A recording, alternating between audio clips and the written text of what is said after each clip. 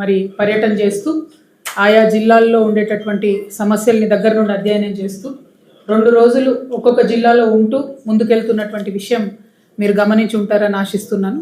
మరి అందులో భాగంగా భువనగిరి జిల్లాకు రావడం జరిగింది.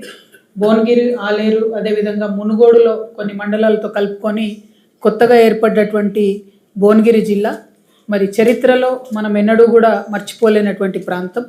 ఈ ప్రాంతంలో మరి పెద్ద ఎత్తున సాయుధ రైతాంగ పోరాటం చేసి ఆ తర్వాత తెలంగాణ ఉద్యమం చేసి భూదాన్ లాంటి మహత్తరమైనటువంటి కార్యక్రమాలకు నెలవైనటువంటి జిల్లా భువనగిరి జిల్లా.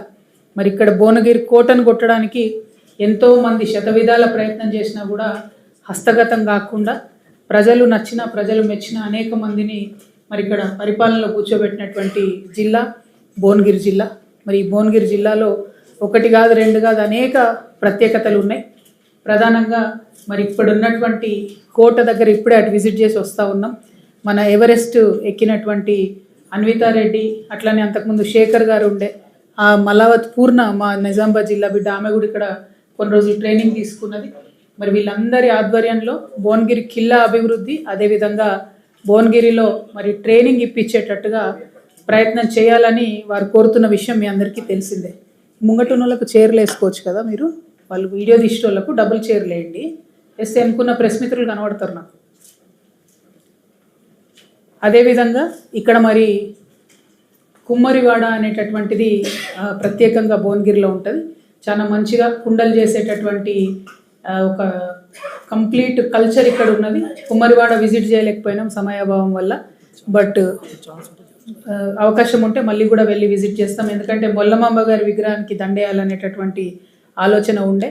ఆమె అంటే నాకు ప్రత్యేకమైన అభిమానం. ఎందుకంటే ఒకప్పుడు చదువుకోవడమే కష్టం అనుకున్నప్పుడు మహిళలు కూడా కవిత్వం రాయగలుగుతారు అనేటటువంటి ఒక విషయాన్ని ప్రూవ్ చేస్తూ తన యొక్క భక్తిని చాటుకుంటూ రామాయణం రాసినటువంటి గొప్ప కవయిత్రి కాబట్టి ఆమె అంటే నాకు ప్రత్యేకమైనటువంటి అభిమానం. మరి తప్పకుండా వెళ్ళేటటువంటి ప్రయత్నం చేస్తాం. ఆ తర్వాత మనందరికీ తెలిసిందే భువనగిరి, భువనగిరి, ఆలేరు ఈ ప్రాంతాలన్నీ కూడా నీటి కోసం ఇబ్బంది పడ్డటువంటి ప్రాంతాలు. తెలంగాణ రాష్ట్రం వచ్చిన తర్వాత మంచిగా నీటిపారుదల రంగంలో ముందడుగు పడుతుంది అనేటటువంటి ఆశతోని తెలంగాణ ఉద్యమంలో పెద్ద ఎత్తున ఉద్యమించినటువంటి ప్రాంతం కూడా ఈ ప్రాంతం. మరి నీటి కాలువలను కూడా నిన్న సందర్శించడం జరిగింది. వాటి మీద కూడా మేము డీటెయిల్డ్గా మాట్లాడతాం. అదేవిధంగా మరి ఈ జిల్లాలో కొత్తగా తెలంగాణ వచ్చిన తర్వాత నేను ఎంపీగా ఉన్నప్పుడు 2016లో ఇక్కడ ఎయిమ్స్ ప్రారంభమైంది. దానికన్నా 2 సంవత్సరాలు 2014, 2015లో మాకు ఆనాడు పార్టీ నుండి ఉన్న ఇన్స్ట్రక్షన్స్తోని పెద్ద ఎత్తున ఎయిమ్స్ కావాలని ప్రతినిత్యం కొట్లాడితే ఎయిమ్స్ మంజూరైంది. ఇది ఫస్ట్ బ్రౌన్ ఫీల్డ్ ఎయిమ్స్. ఎక్కడైనా గ్రీన్ ఫీల్డ్ ఇస్తారు, ఇక్కడ బ్రౌన్ ఫీల్డ్ ఎగ్జిస్టింగ్ నిమ్స్నే తీసుకొని ఎయిమ్స్గా కన్వర్ట్ చేసినటువంటి ప్రాంతం. అయితే 2016లో ప్రారంభమైతే ఇవాళ మనం 2025 అయిపోతుంది, అంటే 10 ఏళ్ళు. 10 ఏళ్లలో కూడా కనీసం ఎయిమ్స్లో ఇప్పటికీ ఒక ఎమర్జెన్సీ కేసు పోతే పట్టుకొని ముట్టుకొని చూసే దిక్కు లేకుండా ఉన్నది. మేము నిన్న పోయి అడిగినాం అక్కడ డైరెక్టర్ గారిని. పేరుకేమో 120 డాక్టర్లు ఉన్నారంటాడు, 400 నర్సులు ఉన్నారంటారు, కాకపోతే వైద్యం మాత్రం చేయలేమంటారు. ఎందుకు చేయలేరు, ఏం సంగతి అని డీటెయిల్గా ఆరాధించినాం. ఎయిమ్స్ డైరెక్టర్ గారిని కూడా కలవడం జరిగింది. ఫైనల్గా ఆమె చెప్పేది ఏంటి అంటే, ఇప్పుడు ఏదైతే కన్స్ట్రక్షన్ కంపెనీ ఉందో 750 కోట్లు ఇప్పటికే ఖర్చు చేసినాం, అయినా బిల్డింగ్లు పూర్తి కాలే. ఇంకా 450 కోట్లు ఎస్క్రో అకౌంట్లో ఉన్నాయి, కేంద్ర ప్రభుత్వం ఇచ్చిన డబ్బులు, అయినా కాంట్రాక్టర్ డీలే చేస్తున్నాడు అన్నమాట ఆమె చెప్పింది. నేను ఈ జిల్లాలో ఉన్నటువంటి మంత్రివర్యులు కోమటిరెడ్డి వెంకటరెడ్డి గారిని రిక్వెస్ట్ చేస్తూ ఉన్నాను, డిమాండ్ చేస్తూ ఉన్నాను, మీరు ప్రత్యేకించి ఆ కాంట్రాక్టర్ని మరి పిలిపించుకుంటారా, ఏం చేస్తారో చెప్పండి. తొందరగా మైల్ స్టోన్స్ ఇచ్చి ఎయిమ్స్ పూర్తి అయ్యేటట్టు చేయండి. ఎప్పుడు అడిగినా 15 రోజులు అంటాడట, అట్లా అనబట్టి 5 ఏళ్ళు. కాబట్టి తొందరగా పూర్తి చేస్తే పోయేటటువంటి ప్రాణాలు దక్కేటటువంటి ఆస్కారం ఉంటుందని చెప్పి నేను డిమాండ్ చేస్తూ ఉన్నాను. ఎట్ ద సేమ్ టైం నేను మంత్రి గారిని ఇంకొక మాట కూడా డిమాండ్ చేస్తున్నాను. ఎయిమ్స్లో చాలా జాబ్స్ వచ్చేటటువంటి ఆస్కారం ఉంది. మినిమం 12 నుండి 1500 జాబ్స్ కొత్తగా క్రియేట్ అయ్యేటటువంటి ఆస్కారం ఉంది. ఇందులో మెజారిటీ అట్లీస్ట్ 80% మన తెలంగాణ బిడ్డలకు వచ్చే విధంగా ప్రయత్నం చేయాలని చెప్పి నేను మంత్రి గారిని కోరుతా ఉన్నాను. అన్ని రకాల జీవోలు ఉన్నాయి, అన్ని రకాల సపోర్టింగ్ మెటీరియల్ ఉంది. లోకల్ జాబ్స్ డిమాండ్ చేసేటటువంటి హక్కు మనకున్నది. కొన్ని ఎగ్జామ్స్ రాసే వాటిలో అయినా సరే ప్రిఫరెన్స్ ఇవ్వచ్చు, ఎగ్జామ్స్ లేకుండా కాంట్రాక్ట్లో తీసుకునే వాటిలో అయినా సరే మనకు ప్రిఫరెన్స్ ఇవ్వచ్చు. నేను డైరెక్టర్ గారికి కూడా 2 విషయాలు కోరినా. ఒకటి, తొందరగా బిల్డింగ్ ఫినిష్ చేయండి. 2 స్థానికులకు ఉద్యోగాలు ఇవ్వండి అని ఈ 2 కూడా జిల్లా మంత్రివర్యులు వెంటబడి సాధించుకోవాలని చెప్పి నేను డిమాండ్ చేస్తూ ఉన్నాను. అదేవిధంగా మీకు తెలుసు మొత్తం యావత్ రాష్ట్రం అంతా కూడా ఇబ్బంది అవుతున్న విషయం ఫీజు రియంబర్స్మెంట్ విషయంలో. నిన్న భువనగిరిలో అంబేద్కర్ చౌరస్తాలో మేము కూడా కాలేజ్ పిల్లలందరితో కలిసి అక్కడ ప్లకార్డులు పట్టుకొని ప్రదర్శన చేయడం జరిగింది. ఖచ్చితంగా ఫీజు రియంబర్స్మెంట్ అనేది కాంగ్రెస్ ప్రభుత్వం వెంటనే విడుదల చేయాలి. మీరు పేద విద్యార్థులకు చేస్తున్నటువంటి ద్రోహం ఇది. మీరు ఎప్పుడైతే ఫీ రియంబర్స్మెంట్ రిలీజ్ చేయడం ఆపేసిండ్రో అప్పటి నుంచి పేద తల్లిదండ్రులకు టెన్షన్ ఎక్కువైపోయింది. పిల్లల్ని స్కూళ్ళల్లో నిలబెట్టి అవమానిస్తున్నటువంటి సందర్భాలు ఎక్కువైపోయినాయి. అంటే ఇంకా కూడా తెలంగాణ రాష్ట్రంలో పేద విద్యార్థి ప్రైవేట్ దాంట్లో చదువుకోవాలంటే భయపడేటటువంటి పరిస్థితి ఉంది. ఖచ్చితంగా ఫీ రియంబర్స్మెంట్ తొందరగా చేయాలని చెప్పి గవర్నమెంట్ని డిమాండ్ చేస్తూ ఉన్నాం. మీ అందరి దృష్టిలో ఉండే ఉంటుంది. మళ్ళొక్కసారి మీ దృష్టికి నేను తీసుకొస్తున్నా. ఏమైనా ప్రాబ్లమా?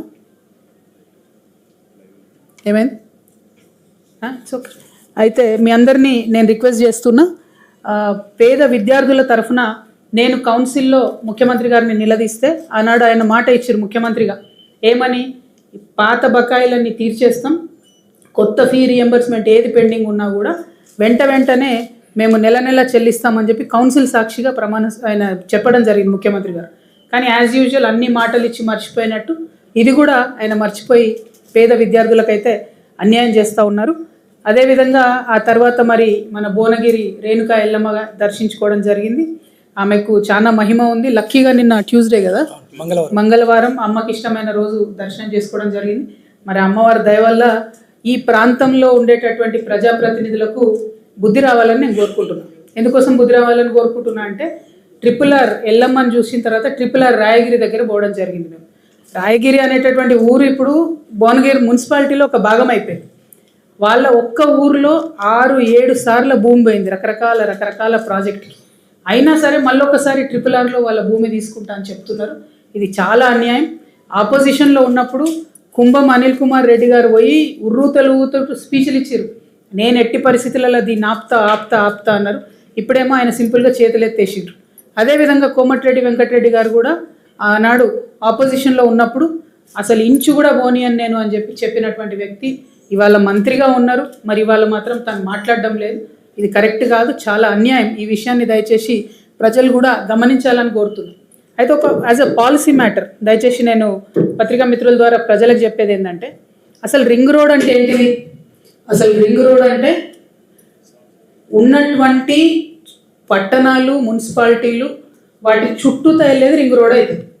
ఇప్పుడు వీళ్ళు నార్థన్ కారిడార్లో ఏదైతే RRR తలపెట్టిరో ఈ RRR ఏంది మన భువనగిరి మధ్యలోకి వెళ్ళిపోతుంది, చౌటుప్పల్ మధ్యలోకి వెళ్ళిపోతుంది. లిటరలీ చౌటుప్పల్ 2 ముక్కలు అవుతున్నది. గజ్వేల్ మధ్యలోకి వెళ్ళిపోతుంది. అది ఎట్లా రింగ్ రోడ్ అవుతుంది? పట్టణాలను ఆవాస స్థలాలను వాటి నుంచి దూరంగా హెవీ వెహికల్స్ని తీసుకుపోయేది రింగ్ రోడ్ అవుతుంది. అట్లా కాకుండా ఏం రింగ్ రోడ్డు, ఎందుకోసం రింగ్ రోడ్డు ఎవరికి అర్థం కాని పరిస్థితి ఉంది. ఇంకొక మాట కూడా మనం దయచేసి ఆలోచన చేసుకోవాలి. అలైన్మెంట్ ఒక్కొక్క దగ్గర నార్థన్ పార్ట్లో అయినా సదర్న్ పార్ట్లో అయినా 3 నుంచి 4 సార్లు మారింది అలైన్మెంట్. ఫస్ట్లో RRR అని తలపెట్టినప్పుడు మేము NHAతో మాట్లాడినప్పుడు వాళ్ళు మాకేం చెప్పారంటే మేము శాటిలైట్లకి వెళ్ళి చేస్తాం. ఆ శాటిలైట్ మ్యాపింగ్ జనరల్గా పోరంబోక్ ల్యాండ్ల నుంచి కొండల నుంచి గుట్టల నుంచి రోడ్డు తీసుకుపోతుంది కాబట్టి జనావాసాలకు ఇబ్బంది లేకుండా ఉంటుంది. ఇదే బైబుల్, ఇదే ఖురాను, ఇదే భగవద్గీత మేము ఒక్కసారి శాటిలైట్లకి వెళ్ళి మ్యాప్ గీసినామంటే దీన్ని మార్చేటోడు లేరని వాళ్ళు చెప్పారు అన్నాడు. మరి తీరా చూస్తే ఒక్కొక్క దగ్గర 2 times, 3 times, 4 times అలైన్మెంట్ మారినటువంటి పరిస్థితి ఉన్నది. అన్ఫార్చునేట్లీ ఇది కేవలం నాయకుల అవినీతి కోసం మాత్రమే ఈ అలైన్మెంట్ మారింది అనేటటువంటిది స్పష్టంగా తెలుస్తున్నది. కేవలం భువనగిరిలో కాదు, 8 జిల్లాలలో తెలంగాణలలో ఇన్ఫ్లుయెన్స్ చేసే ఈ రింగ్ రోడ్డు ప్రతి జిల్లాలో అదే పరిస్థితి. మేము మెదక్ పోయినాము, అక్కడ పెద్దవాళ్ళ కోసం పేదవాళ్ళ భూములు పోయేటట్టుగా అలైన్మెంట్ మార్చారు. మేము మహబూబ్ నగర్ పోయినాం, అక్కడ సేమ్ పరిస్థితి. పెద్దల భూములు కాపాడతారు, పేదల భూములకి వెళ్ళిపోతుంది. భువనగిరి వచ్చినాం, ఇక్కడ ఇదే పరిస్థితి. చౌటుప్పల్ల సేమ్ పరిస్థితి. ఇక నేను పేర్లు చెప్తేనేమో తెల్లారులేస్తే నన్ను అందరూ తిడతారు కాబట్టి పేర్లు నేను చెప్తలేను. కాకపోతే వాస్తవం ఏంది అని అంటే పేదవాళ్ళ భూములు తప్పేయడానికి, వెంచర్లు తప్పేయడానికి, కాలేజీలు తప్పేయడానికి అలైన్మెంట్ మార్చుకొని పేదల భూములకి వెళ్ళిపోతున్నాయి. రాయగిరిదైతే మరీ దారుణం. ఆల్రెడీ హైకోర్టు ఆర్డర్ ఇచ్చింది ఇన్నిసార్లు ఒక్కొక్క ఊర్లోకి వెళ్ళిపోవద్దు అని చెప్పి. ఆ హైకోర్టు ఆర్డర్ని ఆధారం చేసుకొని ముఖ్యమంత్రి గారు ఇన్వాల్వ్ కావాల్సినటువంటి సందర్భం వచ్చింది. ఇప్పుడు కూడా ఇన్వాల్వ్ కాకపోతే మాత్రం ఇక్కడ ప్రజలైతే మిమ్మల్ని క్షమించరని చెప్పి నేను కాంగ్రెస్ ప్రభుత్వానికి హెచ్చరిక చేస్తూ ఉన్నాను.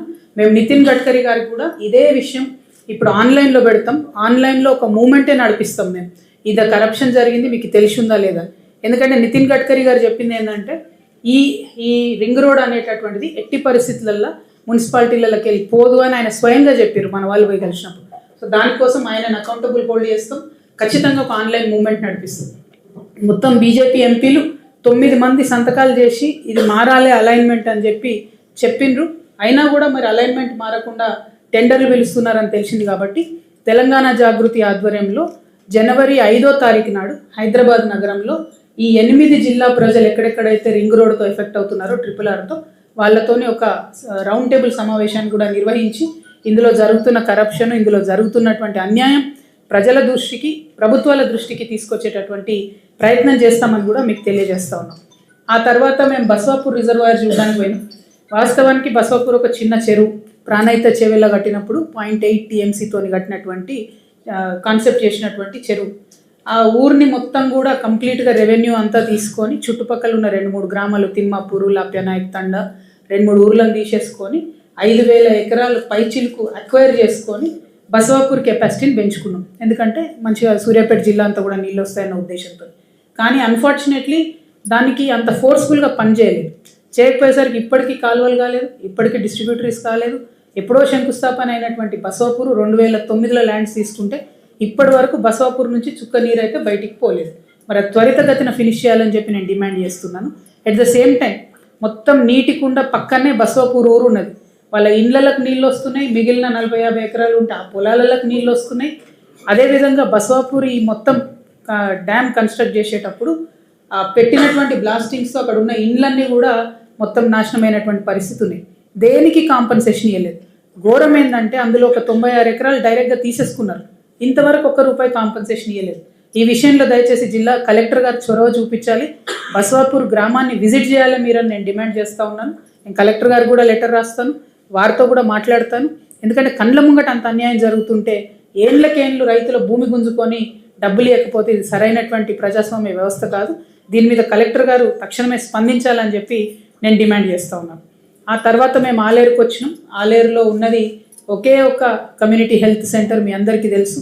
అది 30 పడకలుగా ఉన్నది. ఇప్పుడు అది మధ్యలో 15 తగ్గిస్తారన్నారు, మళ్ళీ 30కి వేసారు. వాస్తవానికి అయితే 40 ఏళ్ళ నుంచి కూడా 100 పడకలు కావాలనే డిమాండ్ ఉంది అక్కడ. కానీ ఆ 100 పడకలు చేస్తలేరు. దాన్ని మరి బీఆర్ఎస్లో చేయలేదు, కాంగ్రెస్లో చేయలేదు, తెలంగాణ రాకముందు చేయలేదు, వచ్చినాక చేయలేదు. అయినా ఆలేరు ప్రజలు మాత్రం చాలా ఓపికగా ఉన్నారు. వారి ఓపికకు నేను సెల్యూట్ చేస్తూ ఉన్నా. కాకపోతే అదంతా హైవే కాబట్టి యాక్సిడెంట్లు అవుతున్నాయి. జనగాం నుంచి కూడా అదే CHC మీద లోడ్ వస్తుంది. ఇటుపక్క మొత్తం ఆలేరు నుంచి చుట్టుపక్కల ఉన్న పేద ప్రజలకు లోడ్ వస్తుంది హాస్పిటల్. కాబట్టి ఇప్పటికన్నా కాంగ్రెస్ ప్రభుత్వం మేల్కొని 100 పడకల హాస్పిటల్గా ఆలేరు CHCని కన్వర్ట్ చేయాలని చెప్పి నేను డిమాండ్ చేస్తూ ఉన్నాను. ఆ తర్వాత అక్కడ నుంచి జస్ట్ కూతవేటు దూరంలో పాత బ్రిడ్జ్ ఉన్నది. ఆ పాత బ్రిడ్జ్ కిందకి వెళ్ళి బీకేర్ వాగు పోతున్నది. ఒక బస్సు వస్తే ఇంకో బండి కానీ కారు కానీ పోయే పరిస్థితి లేదు. కానీ మరి ఇన్ని ఏండ్లలో కూడా దాన్ని పట్టించుకొని అక్కడ కొత్త బ్రిడ్జ్ కట్టిన నాదులు లేరు. కంపల్సరీ ఆలేరు పట్టణం నుంచి జనగామకు, వరంగల్కు మన కనెక్టివిటీగా ఉన్నటువంటి ఆ బ్రిడ్జ్ను కొత్తగా నిర్మాణం చేయాలని చెప్పి నేను కోరుతా ఉన్నాను. ఆలేరు పట్టణంలో సగం జనాభా వచ్చి అక్కడనే బతుకమ్మ ఆడతారట. కనీసం ఒక లైట్ కానీ ఒక ఫెసిలిటీ కానీ లేదు. చాలా దారుణంగా ఒక డంప్ లెక్క తయారైంది ఆ ఏరియా అంతా కూడా. దాన్ని క్లీన్ చేసి బతుకమ్మకు కానీ, దసరా వేడుకలు ఆడనే జరుగుతాయి, రావణ దహనం ఆడనే జరుగుతుంది, మంచి ఫెసిలిటీ క్రియేట్ చేయాలని చెప్పి నేను డిమాండ్ చేస్తూ ఉన్నాను. ఆ తర్వాత మోటకొండూరుకి వచ్చినాం మేము. 950 సర్వే నంబర్లో 600 ప్లాట్ల విషయం పెండింగ్ ఉండబట్టి దాదాపు 40 ఏళ్ళు అయిపోయింది. అక్కడ అప్పుడెప్పుడో ఒక పెద్ద మనిషి చామల లక్ష్మీ నరసింహారెడ్డి అనేట ఆయన సర్పంచ్ ఉన్నప్పుడు ఒక ₹10 ఇచ్చి ఆయన అట్లీస్ట్ పంచాయతీ నుంచి వాటిని ఫార్మలైజ్ చేసిండ్రు. అంటే ఇది మాకు తెలిసే జరుగుతున్నదని చెప్పడంతో 600 మంది అక్కడ ఉంటున్నారు. కానీ ఇంతవరకు ఏ ఒక్క ప్రభుత్వం కూడా పట్టా ఇవ్వలేదు. అది ఇవ్వవలసిందిగా నేను కలెక్టర్ గారిని డిమాండ్ చేస్తూ ఉన్నాను. ఎందుకంటే ఎవరిని అడిగినా మీరు సోషల్ ఆడిట్ చేసినా ఏం చేసినా అక్కడ వాళ్ళే పట్టేదారులు అనేటటువంటి విషయం, వాళ్ళే అక్కడ ఉన్నారనే విషయం తెలుస్తుంది. కాబట్టి పట్టాలు ఇవ్వవలసిందిగా డిమాండ్ చేస్తున్నాం. అదేవిధంగా నెక్స్ట్ మేము చందుపట్లకు వచ్చినాం. చందుపట్ల కోఆపరేటివ్ బ్యాంక్లో పెద్ద గ్రామం, దాదాపు 3,000 మంది రైతులు రుణమాఫీ అవుతుందని చెప్పి ఆశగా ఎదురు చూసారు. బీఆర్ఎస్ చేసిన రుణమాఫీ అందులో 2,000 మందికి రాలేదు. 3,000 మందిలో దాదాపు 11-1200 మందికి వచ్చింది. ఇంకో 1800 మందికి బీఆర్ఎస్ గవర్నమెంట్ చేసిన రుణమాఫీ రాలేదు, మళ్ళీ కాంగ్రెస్ గవర్నమెంట్ చేసిన రుణమాఫీ కూడా రాలేదు. ఎందుకు రాలేదు అంటే ఏ కలెక్టర్ మాట్లాడరు, ఏ ప్రజాప్రతినిధి మాట్లాడరు, మరి ఎందుకు అన్యాయం అర్థమైతే లేదు. చందుపట్ల గ్రామంలో ఉన్నటువంటి చందుపట్ల కోఆపరేటివ్ బ్యాంక్ రైతులకు న్యాయం చేయాలని చెప్పి నేను కలెక్టర్ గారిని డిమాండ్ చేస్తూ ఉన్నాను. ఆ తర్వాత మేము బండ సోమవారం పోయినాం. అక్కడ మాలి దేశంలో కిడ్నాప్ అయిన బాబు సూదగాని ప్రవీణ్ అని ఉన్నాడు. మరి మేము ఎంబసీతో కూడా నేను మాట్లాడినా నిన్న నైట్, అక్కడ ఉండే జాగృతి సభ్యులందరూ కూడా మాట్లాడిండ్రు. ఆ కిడ్నాప్ చేసినటువంటి టెర్రరిస్ట్ గ్రూప్ ఇంకా కూడా కాంటాక్ట్ చేయలేదని చెప్తా ఉన్నారు. ఒక 5 to 10 డేస్లో కాంటాక్ట్ చేస్తారనే ఆశాభావాన్ని వాళ్ళు వ్యక్తం చేసిండ్రు. కాకపోతే ఈ విషయం వదిలిపెట్టకుండా కంటిన్యూస్గా మాలి అంబాసిడర్ గారితో నేనే ఇష్యూని ఫాలో అప్ చేస్తాననే విషయాన్ని కూడా ప్రజలకు తెలియజేస్తూ ఉన్నాము. ఆ తర్వాత లింగం చాయ్ భువనగిరిలో బస్ స్టాండ్ ఎదురుగా అక్కడ కూర్చొని చాయ్ పే చర్చ చేసినాం. మరి లింగం అన్న బాగా పాపులర్ అని తెలిసి ఆడిపోయినాం. సో చాయ్ పే చర్చలో చాలా మంచి విషయం ఏంటంటే అక్కడ ఉండేటటువంటి డాక్టర్స్ కానీ, సాఫ్ట్వేర్ ఇంజనీర్స్ కానీ, లెక్చరర్స్ కానీ చాలామంది వచ్చిండ్రు, అనేక విషయాలు చెప్పిండ్రు. భువనగిరి డెవలప్మెంట్కి కావాల్సిన విషయాలన్నీ చెప్పారు. ముఖ్యంగా డిగ్రీ కాలేజ్ లేదనేటటువంటి బాధ అందరికీ ఉన్నది. అయితే ఎస్ఎల్ఎన్ఎస్ ఉంది కదా, మరి ఎయిడెడ్ అది అని అంటే అది పూర్తిగా ప్రభుత్వం కాదు కాబట్టి అది గవర్నమెంట్ కాలేజ్ అనే ఫీలింగ్ వస్తలేదు. కాబట్టి గవర్నమెంట్ డిగ్రీ కాలేజ్ కావాలనే పట్టుదల మాత్రం భువనగిరిలో చాలా మంది యువమిత్రులకు కనపడతా ఉన్నది. దాని మీద ప్రభుత్వం ఆలోచన చేయాలని చెప్పి నేను డిమాండ్ చేస్తున్నాను. అట్ ద సేమ్ టైం మరి అక్కడ మేము కూర్చొని ఛాయ్ తాగినటువంటి గ్రౌండ్లోనే 3 కోట్ల రూపాయల సిఎస్ఆర్ ఫండ్స్తోని పెద్ద స్టేడియం కడతామని చెప్పిండ్రు. 3 కోట్లు ఖర్చు అయినాయి, ఫ్లెక్సీలు మిగిలిన స్టేడియం మాత్రం రాలేదు. ఏమైందో ఏందో అప్పుడు ఉన్నటువంటి ప్రజాప్రతినిధులే చెప్పాలి. అదేవిధంగా ఓవరాల్గా రాయగిరిలో ఒక 10 ఎకరాలు మంజూరు చేసారు స్టేడియం కడతామని, కానీ ఆ పనులు కూడా ముందుకు పోనటువంటి పరిస్థితి కనబడతా ఉంది. ఇక చూసి మొత్తం భువనగిరి జిల్లా యువమిత్రులంతా ఒక విప్లవం తీసుకొచ్చేదాకా ప్రభుత్వాలు దిగొచ్చేటట్టు లేవు, ఆడుకోవడానికి స్థలాలు అసలే లేవు, చాలా భయంకరమైన పరిస్థితి ఉంది. కాబట్టి ప్రత్యేకించి శ్రద్ధ పెట్టాలని చెప్పి నేను ప్రభుత్వాన్ని డిమాండ్ చేస్తూ ఉన్నాను. అట్లానే భువనగిరి ఖిల్లా ఇప్పుడే చూసుకుంటూ వచ్చినాం. తర్వాత స్వర్ణకారుల మిత్రుల్ని మన పత్రికా సమావేశం తర్వాత కలుస్తాం. స్వర్ణకారులదైతే నిజంగా ఘోరమైన గోస ఉంటుంది. ఎందుకంటే వాళ్ళకి ఇప్పుడు మొత్తం పని మొత్తానికి పోయింది. మొత్తం ఈ గోల్డ్ షాపులు ఇవే వచ్చినాక వాళ్ళ దగ్గరికి ఇక ఓన్లీ మేము లేడీస్ మట్టెలు చేయించుకోవాలంటేనో పుస్తలు చేయించుకోవాలంటేనో సెంటిమెంట్తో ఓడు తప్పితే మొత్తం మిగతా అన్నీ కూడా షాపులలోకి వెళ్ళిపోయినాయి. గోల్డ్ జ్యువెలరీ అంతా కూడా దారుణమైన పరిస్థితి ఉన్నది. చాలా మంది స్వర్ణకారులు నా దగ్గరకు వచ్చి చూపించారు. పేరుకు షాపులో అమ్మేది వడ్డానం ఉన్నది, 15 తులాలు ఉన్నది, అలా 3 మంచి ఫ్లవర్స్ ఉన్నాయి. ఆ ఫ్లవర్స్ తీస్తే 5-5 తులాల ఇనుప కడ్డీ పెట్టి ఉన్నది. అన్ఫార్చునేట్లీ తెలియక ఈ స్వర్ణకారులు కొన్నారు వాటిని. ఇప్పటి వరకు ఆ కేసు పట్టించుకుంటలేరు. అంటే స్వర్ణకారులు అంటే పోలీసులకు ఎంత చిన్న చూపు అంటే ఎవరో దొంగ, వాడు దొంగ అని కూడా తెలుసు, వాళ్ళకు హ్యాబిచువల్ అఫెండర్ అని తెలుసు. వాడు వచ్చి ఇట్లా ఏలు పెట్టి ఎవరిని చూపిస్తే వాళ్ళని తీసుకుపోయి స్వర్ణకారులను ఇబ్బంది పెట్టడం, లోపల పెట్టడం, ఇది చాలా దారుణం. నేను దాదాపుగా 6-7 ఇయర్స్ నుంచి ఈ విషయం పోలీసు వాళ్ళతో మాట్లాడుతున్నా. మా నిజామాబాద్లో మీరు వెరిఫై చేసుకోవచ్చు. మా అప్పుడున్న ఎస్పీ గారు చంద్రశేఖర్ రెడ్డి గారికి, అంతకుముందున్న వాళ్ళందరూ కూడా చెప్పి నేను స్వర్ణకారులను ఇబ్బంది పెట్టకండి దయచేసి, ఇది కరెక్ట్ కాదని చెప్పినాం. కానీ దొంగ బంగారం విషయంలో రాష్ట్ర ప్రభుత్వం స్ట్రిక్ట్ ఆర్డర్స్ ఇవ్వాల్సినటువంటి అవసరం ఉన్నది. ఎందుకంటే వాళ్ళు వెళ్ళక పాపం పని చేసుకుంటుంటారు. చాలా ఘోరం ఏంటంటే సైనడ్ మింగుతారు వాళ్ళు, ఆ బాధలు అవమాన భారం తట్టుకోలేక చాలా దారుణంగా ఉంటుంది.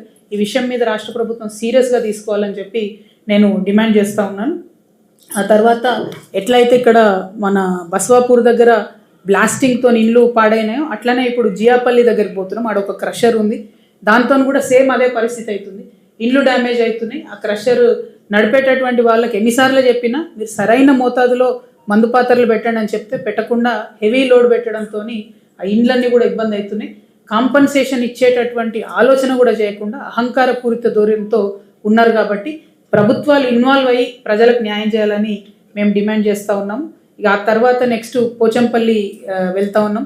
పోచంపల్లి అంటే దాదాపుగా మొత్తం తెలంగాణలో, యావత్ తెలంగాణలో జియో ట్యాగ్ ఉన్నటువంటి మగ్గాలే 3500 ఉన్నాయి.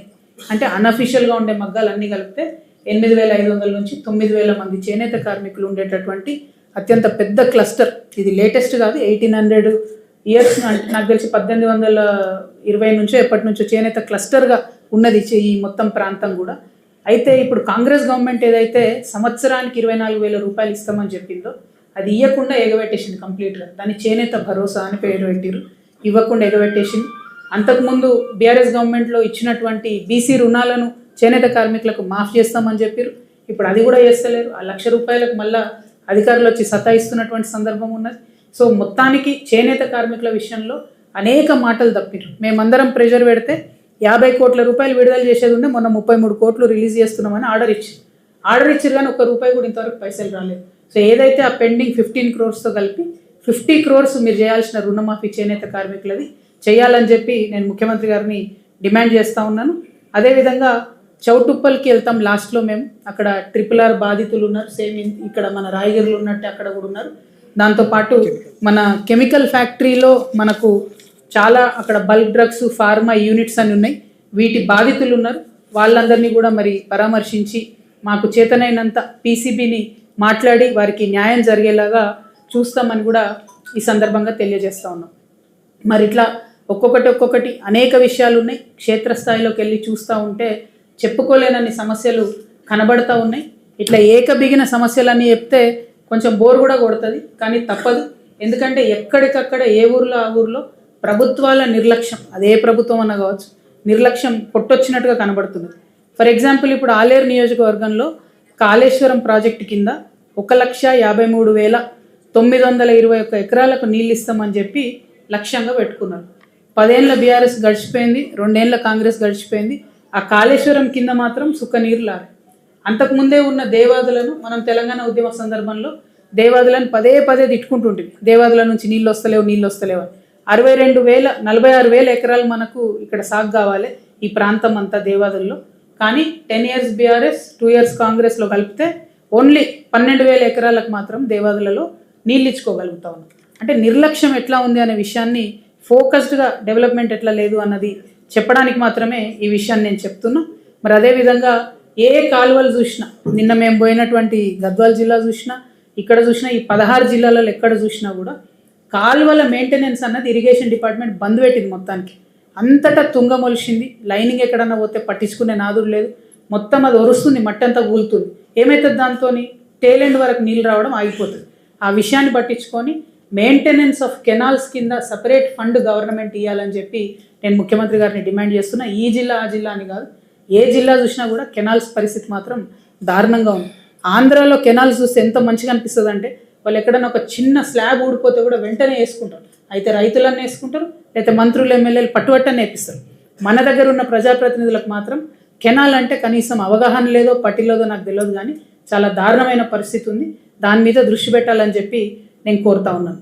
మరి అదేవిధంగా మీ జిల్లాలో ఉమ్మడి నల్గొండ జిల్లాలోనే వెంకటరెడ్డి గారు ఉన్నారు, ఆయన R&B మంత్రి కాబట్టి ఈ జూలూరు రుద్రవెల్లి అనేటటువంటి గ్రామాల మధ్యలో ఎప్పుడు మూసి వంగినా, ఎప్పుడు కొంచెం నీళ్ళు వచ్చినా కూడా ఇక్కడ ఉన్న లో లెవెల్ ఏదైతే కల్వర్ట్ ఉందో అది మొత్తం పొంగి పారుతుంది. దాంతో ఏమవుతుంది, మనకు బీబీ నగర్ టు పోచంపల్లి మధ్యలో 10-15 రోజులు రాకపోకలు బంద్ అవుతాయి. కాబట్టి కోమటిరెడ్డి వెంకటరెడ్డి గారు ప్రత్యేక దృష్టి పెట్టి తొందరలో ఇక్కడ మంచి పెద్ద బ్రిడ్జ్ కట్టాలని చెప్పి నేను డిమాండ్ చేస్తూ ఉన్నాను. అదేవిధంగా భువనగిరిలో చూసుకుంటే ఆలేరులోనేమో 1,53,000 ఎకరాలు ఇవ్వాలి కాళేశ్వరంలో అనే ఆలోచన ఉండే, 1 ఎకరానికి నీళ్ళు రాలే.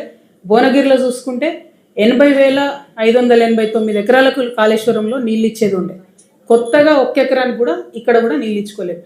అంటే పక్కనే పెద్ద పెద్ద కొండపోచంపల్లి లాంటి ప్రాజెక్టులు ఉన్నా కూడా ఈ 2 నియోజకవర్గాలకు, ఈ జిల్లాకు మాత్రం కాళేశ్వరం నుంచి 1 ఎకరం నీళ్ళు రాకపోవడం అన్నది నిజంగా అన్యాయం. అదేవిధంగా ఇప్పుడు ఇంకొక కొత్త ప్రాబ్లం రాబోతూ ఉన్నది. మనందరికీ తెలుసు రేవంత్ రెడ్డి గారు RSS చీఫ్ మినిస్టర్ అని, ఇంటర్నల్గా ఈయనకు మొత్తం బీజేపీతో అండర్స్టాండింగ్ ఉందని. ఎందుకంటే అదానీ గారు డ్రై పోర్ట్ పెడతామనేటటువంటి ఒక అపోహను క్రియేట్ చేసి 300 ఎకరాల ల్యాండ్ కొన్నారు. ఎక్కడది? మన బునాదిగాని కాలువ దగ్గర కొన్నారు 300 ఎకరాలు. చెప్పేటప్పుడేమో డ్రై పోర్ట్ పెడతాం, ఇక్కడ అందరికి ఉద్యోగాలు వస్తాయని చెప్పారు. ఇప్పుడు ఏం చేస్తారు, అందులో 65 ఎకరాలలో సిమెంట్ ఫ్యాక్టరీ పెడతాం, అంబుజా సిమెంట్ ఫ్యాక్టరీ అంటారు. రేవంత్ రెడ్డి గారు open door policy for Adani కాబట్టి ఆయన పర్మిషన్ ఇస్తున్నారు. ఇస్తే మనకు ప్రాబ్లం ఏమవుతుంది, బునాదిగాని కాలువ కూడా కలుషితం అవుతుంది. ఇప్పటికే పైన హైదరాబాద్లో మొత్తం మూసీని కంపు చేసి ఇక్కడ పంపిస్తున్నాం మేమందరం. ఆ తర్వాత మూసి ఎక్కడెక్కడ ఉంటే చుట్టూ పరిశ్రమలు, ఆ కాలుష్యం అంతా మూసీలోకి. ఇప్పుడు ఫ్రెష్గా దాంట్లో ఇంకో కంపెనీ ఇచ్చే ఆలోచన చేస్తూ ఉన్నారు. అక్కడ స్థానికులందరూ కూడా భయపడతా ఉన్నారు. కాబట్టి ముఖ్యమంత్రి గారు అక్కడ అంబుజా సిమెంట్కి పర్మిషన్ ఇవ్వద్దు అని చెప్పి నేను డిమాండ్ చేస్తూ ఉన్నాను. అదేవిధంగా మన ఇదే బునాదిగాని కాలువ ప్లస్ ఈ మన ధర్మారెడ్డి కాల్వ ఈ మొత్తం మూసీలో ఉన్న ఈ ప్రాజెక్టుని కంప్లీట్ చేయడానికి 2006లో శంకుస్థాపన చేస్తే మళ్ళీ same 10 years of BRS 2 years of Congress 284 crores allotted, spent money only 95 crores. పని మాత్రం కాలే, ఇంతవరకు అది ఫుల్ఫిల్ కాలేదు. దీని మీద జిల్లా మంత్రులు దృష్టి పెట్టాలని చెప్పి డిమాండ్ చేస్తూ ఉన్నాను. అంటే నేను అనేది ఏంటంటే అన్ని కొత్త ప్రాజెక్టులు కడతాం, ఇప్పుడు ప్రతి నియోజకవర్గంలో కొత్త ఇంటిగ్రేటెడ్ స్కూల్ కడతాం, ఉన్న స్కూళ్ళకేమో రిపేర్ చేయం, ఉన్న స్కూల్లో టాయిలెట్లు కట్టాం, కొత్త స్కూల్ కడతాం. అంటే ఎవ్రీ న్యూ గవర్నమెంట్ న్యూ స్కూలే కట్టాలని చూస్తే ఉన్న స్కూల్ ఎట్లా అనేటటువంటి కాన్సెప్ట్ మీద దయచేసి భువనగిరి జిల్లా ప్రజలు మేధావులు ఆలోచించాలని చెప్పి నేను డిమాండ్ చేస్తూ ఉన్నాను. అదేవిధంగా మన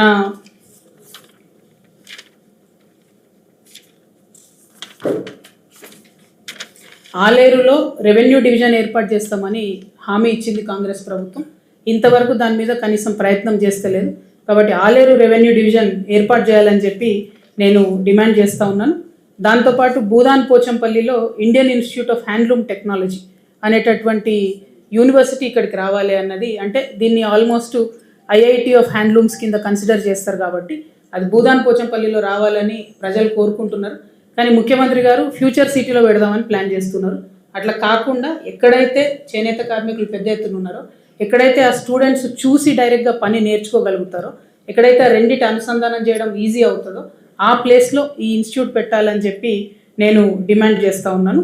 అదేవిధంగా మన యాదాద్రి జిల్లాలో తుర్కపల్లిలో గ్రీన్ ఇండస్ట్రియల్ పార్క్ కడతామని చెప్పి ఒక 61 మంది రైతుల దగ్గర నుంచి 93 ఎకరాలు ఇదివరకే తీసుకోవడం జరిగింది. కానీ ఇంతవరకు అందులో ఒక్క ఇండస్ట్రియల్ యూనిట్ కూడా రాలేదు. మరి ఏమవుతుందన్న ఎక్స్ప్లెనేషన్ ప్రజలకు ఇవ్వాలి. ఎందుకంటే రైతుల దగ్గర నుండి ల్యాండ్ తీసుకుంటారు, ఏమాత్రం కూడా జవాబుదారీతనం లేదు. నిన్న బస్వాపూర్లో కూడా పాపం ఆ ఊరోళ్ళ ల్యాండ్ అంతా పోంగా ఇంకొక 60 ఎకరాలు సేకరించారు. మళ్ళీ ఎందుకు అంటే పార్క్ కడతామని. పార్క్ ఎందుకు అంటే అటు సైడ్ యాదాద్రి నుంచి వచ్చే వాళ్ళకు మధ్యలో బస్వాపూర్ కూడా ఒక టూరిజం స్పాట్గా డెవలప్ చేయాలనే ఆలోచన ఉండే కాబట్టి పార్క్ కడదామన్నారు. కానీ ఘోరం ఏంటంటే ఇంతవరకు అసలు అది నోటిఫై చేసిరా చేయలేదో కూడా చెప్తలేదు గవర్నమెంట్. సో చుట్టుపక్కల ఉన్న ల్యాండ్స్ ఏమో కోట్ల రూపాయలు పలుకుతున్నాయి. ఆ 61 ఎకరాలు నోటిఫై చేసిన దగ్గర ఎవరు 10 లక్షలు కూడా కొనేటటువంటి పరిస్థితి లేదు. ఆ రైతులందరూ నిన్న చాలా బాధతో ఆవేదనతో మాకు చెప్పుకున్నారు. కలెక్టర్ గారు నేను డిమాండ్ చేస్తూ ఉన్నా, ఆ పార్క్ ల్యాండ్ మీరు నోటిఫై చేసిండ్రా చేయలేదా, ప్రజలకు అట్లీస్ట్ ఆ క్లారిటీ ఇస్తే వాళ్ళు మంచిగా బతికేటటువంటి పరిస్థితి ఉంటుందని కూడా నేను కోరుతా ఉన్నాను. అదేవిధంగా మరి ఇక ఇంతకుముందే నేను చెప్పినట్టు చేనేత కార్మికులకు కంప్లీట్గా ఇచ్చేటటువంటి చేనేత భరోసా అంతా కూడా పెండింగ్ ఉన్నది.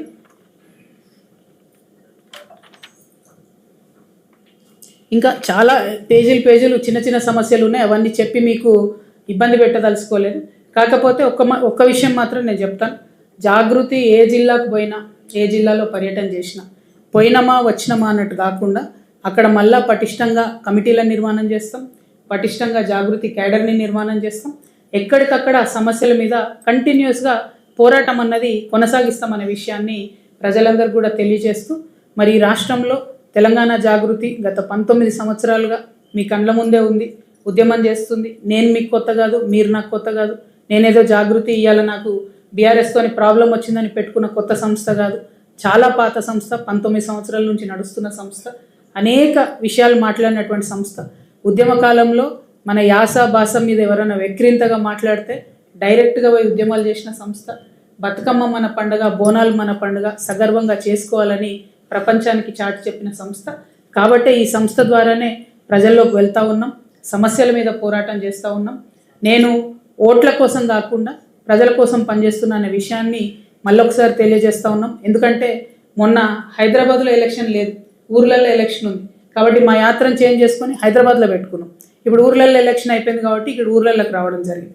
అంటే నాయకులు అనేవాళ్ళు ఓట్లు ఉన్నప్పుడే వస్తారు అనేటటువంటి ఆలోచన నుంచి ఒక బ్రేక్ రావాలి. మన తెలంగాణ రాష్ట్రంలో ఒక నూతన రాజకీయంగా ఒక మంచి ఒరవడిని సృష్టించాలనే ఉద్దేశంతో ఈ ప్రయత్నం చేస్తున్నాం. మరి భువనగిరి జిల్లా ప్రజలకు మా ఈ చిన్న ప్రయత్నం ద్వారా 1, 2, 3 సమస్యలు పరిష్కారమైనా కూడా మా జన్మ ధన్యమైనట్టుగా నేను భావిస్తాను. Thank you. జై తెలంగాణ, జై జాగృతి. ఒక్కొక్కరు అడగండి. Water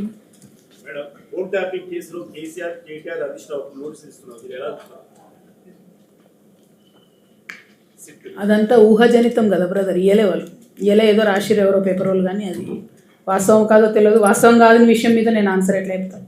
thank you. మా మాజీ సీఎం గారు తెలంగాణలో తగ్గిన ప్రాజెక్టుల మీద మాట్లాడి అయితే ప్రభుత్వం కానీ అసెంబ్లీకి వచ్చి మాట్లాడి ప్రెస్ మీట్లు పెట్టడం కాదు, అసెంబ్లీకి రమ్మంటున్నారు. దాని మీద ఒక ప్రతిపక్షం నాయకులు అసెంబ్లీకి రామని అడుగుతున్నారు. దాని మీద కామెంట్. అంటే బీఆర్ఎస్ పార్టీతో నాకు సంబంధం లేదు బ్రదర్. ఆ నాయకులు వాళ్ళు ఏం చేస్తారన్నది వాళ్ళు ప్రజలకు జవాబుదారీగా ఉండాలి. నేను ఆన్సర్ చెప్పలేను దానికి. వీటికి సంబంధించి దాంట్లో మొత్తం అన్యాయం జరిగినట్టు 10 ఏళ్ళలో అన్యాయం జరిగింది అని మీరు కూడా చెప్తున్నారు. నేనేమంటున్నా, నేను నా యాంగిల్ ప్రజల యాంగిల్ నేను చెప్తున్నా. బసవాపూర్లోకి వెళ్ళైతే నీళ్ళు రాలేదన్న విషయం మీకు తెలుసు, నాకు తెలుసు. 5,000 ఎకరాలు తీసుకున్నారు. జస్ట్ చెరువు నిండింది కానీ నిజంగా నింపిన దాఖలాలు లేవు, కాలువలు కట్టిన దాఖలు లేవు, డిస్ట్రిబ్యూటర్ అయిన దాఖలాలు లేవు. ఆ విషయం వాస్తవం. దాని మీద ఎక్స్ప్లెనేషన్ ఎవరు ఇచ్చుకోవాలో, ఏ వేదికలు ఇచ్చుకోవాలో అన్నది వాళ్ళు డిసైడ్ చేసుకోవాలి. అని నేను చెప్పలేను కదా అది. Thank you. ఇంకొకరికి ఇద్దామన్న అవకాశం. మీరు నెక్స్ట్ అన్న బాబు. ఓకే. రేవంత్ రెడ్డి విసిరిన బాణం అని మీ ప్రత్యర్థులు అంటున్నారు, ఎట్లా? నేను ఓన్లీ తెలంగాణ ప్రజల బాణాన్ని బ్రదర్. ఇప్పుడు కాదు, ఎప్పుడైనా అంతే. ఓన్లీ తెలంగాణ ప్రజల బాణాన్ని. నేను ఎవరి ద్వారా ఆపరేట్ అయ్యేంత సీన్ లేదు, ఎవరికి నన్ను ఆపరేట్ చేసేంత సీన్ లేదు. ఏం బ్రదర్, ఒక్క కూర్చోండి అన్న. గతంలో మీరు బీఆర్ఎస్ ప్రభుత్వంలో కీలకంగా ఉన్నారు. అప్పుడే ట్రిపుల్ ఆర్ అలైన్మెంట్ వచ్చింది, గెజెట్ నోటిఫికేషన్ వచ్చింది. ఇప్పుడు మళ్ళీ రైతులు మిమ్మల్ని ఏ విధంగా నమ్మమంటారు అని చెప్పేసి అంటే ఇక్కడ ఒకటి కూర్చోండి బ్రదర్. ఇక్కడ ఒక విషయం దయచేసి తెలంగాణ ప్రజలందరూ కూడా గమనించాలి. నేను కీలకంగా ఉన్నాను మీరు రాసింది. నేను కీలకంగా లేని ఏం లేదు. ఒక టీచర్ ట్రాన్స్ఫర్ కూడా చేసుకునే పరిస్థితి లేకుండా. 1, 2 నేను పదే మీకు విన్నవిస్తూ వస్తూ ఉన్నా. ఆ 10 ఏళ్లలో కూడా నేను ఓన్లీ 5 ఏళ్ళే యాక్చువల్గా ఒక పొజిషన్లో ఉన్నప్పుడు కూడా నన్ను ఓన్లీ నిజామాబాద్ వరకు పరిమితం చేయడం జరిగింది. అది వాస్తవం. రాజకీయంగా కట్టడి చేసి అందులో డౌట్ ఏం లేదు. కాబట్టి ఇప్పుడు ఇక్కడ ట్రిపుల్ ఆర్ అలైన్మెంట్లో మరి అట్లా అంటే బీఆర్ఎస్ పార్టీ నేతలే 100 పేర్లు చెప్పారు నేను పోయిన దగ్గర, రైతులు కానీ ప్రజలు. సో నేను అట్లా కక్షపూరితంగా ఇదైంది అదైందని మనం చెప్పడం లేదు. నేనేమంటున్నా, అలైన్మెంట్ మారిన మాట వాస్తవం, ప్రజలకు అన్యాయం జరిగిన మాట వాస్తవం. నిన్న ఓపెన్గా నేను చెప్పిన, మీకు రైతులకు బేడీ లేచింది బీఆర్ఎస్ ప్రభుత్వం అనే విషయం నాకు తెలియదు, నన్ను క్షమించండి అని కూడా ఓపెన్గా చెప్పిన. ఎందుకంటే చేసిన తప్పు, అందులో నా పాత్ర ఉన్నా లేకున్నా నేను ఆనాడు ఆ పార్టీలో ఉన్నా కాబట్టి ఆ పాపంలో నాకు కూడా భాగం ఉంటుంది. రైతులకు బేడీ లేవన్నది ఏ ప్రభుత్వం చేసినా తప్పే, 100% తప్పే. అది కూడా వాళ్ళ భూమి గుంజుకుంటా ఉల్టా వాళ్ళకి బేడీ లేసుడు ఏంది, అన్యాయం కాకపోతే. వాళ్ళు నిన్న రైతులో మాట చెప్పారు, మేము మాజీ మంత్రి కారుకు అడ్డుగా పోయినాం కాబట్టి వాళ్ళు వేసిరు, ఆ మాజీ మంత్రి గారు ఎంటబడి వేయించారు. పాపం ఇక్కడ ఎమ్మెల్యేకి అంత కోపం లేకున్నా ఒక మంత్రి గారు ఎంటబడి వేయించారు అన్నారు. ఇప్పుడు ఇక నేను అవన్నీ తవ్వదలుచుకోలేదు. పాయింట్ ఏంది ఇక్కడ అని అంటే, ప్రజలకు అన్యాయం జరిగిన మాట వాస్తవం. చాలా చోట్ల నా పార్టిసిపేషన్ లేదు, నాకు తెలియకుండా జరిగింది. అయినప్పటికీ నేను వాళ్ళ క్షమాపణ చెప్తూ ముందుకెళ్తున్నా. నమ్మకం అనేది నేను చెప్పడంతో రాదు, మాటలతో రాదు. నా ప్రవర్తన ఏంది, నా నెక్స్ట్ ఎజెండా ఏంది, నేను ఎట్లా ముందుకు పోతున్నా అన్న దాన్ని చూసే రైతులు నమ్ముతారు. టైం పడుతుంది దానికి.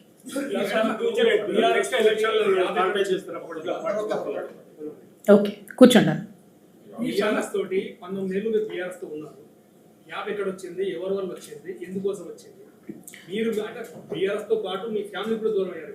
అంటే మీ తండ్రి గారు మిమ్మల్ని పాటించారు, బహిష్కరించారు. కారణాలు ఏంటి, దానికి ఎవరు కారణం? ఇక్కడ ఒక్కటి బ్రదర్, మీరు ఎంత స్పష్టంగా కారణం ఏందని అడుగుతున్నారు.